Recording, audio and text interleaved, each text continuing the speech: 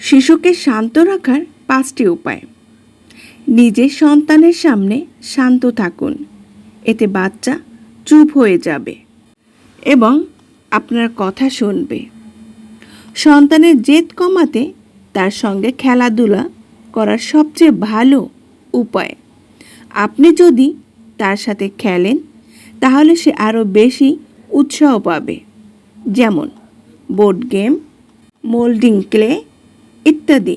ভিন্ন ভিন্ন খেলায় তাকে ব্যস্ত রাখুন, এতে তার সৃজনশীলতা বাড়বে এবং সে ব্যস্ত থাকবে, ফলে জেদ কমে যাবে এবং সে শান্ত থাকবে। বিকল্প কিছু জানতে সন্তানের কথা মনোযোগ ও ধৈর্য সহকারে শুনুন এবং তার সামনে একই সময় যে কোনো 2টি বিকল্প উপায় তুলে ধরুন। এছাড়া তার যদি ভিন্ন ভিন্ন কিছু বলার থাকে এবং তা আপনার কাছে গ্রহণযোগ্য হয়, তাহলে তার জন্য শিশুকে প্রশংসা করুন, এতে সে আরও ভালো উৎসাহ পাবে।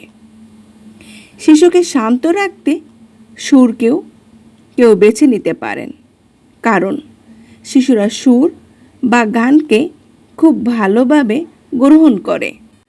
তাদের শান্ত রাখতে পছন্দের সুর বা গান এবং ধর্মীয় তেলাওয়াত বা সূরা তেলাওয়াত চালিয়ে দিতে পারেন। এতে ধীরে ধীরে তারা শান্ত হয়ে যাবে এবং কান্না বন্ধ করে দিবে। যে কেউ শান্ত করতে মানুষের স্পর্শ খুব কার্যকর। এটা শিশুদের ক্ষেত্রেও প্রযোজ্য।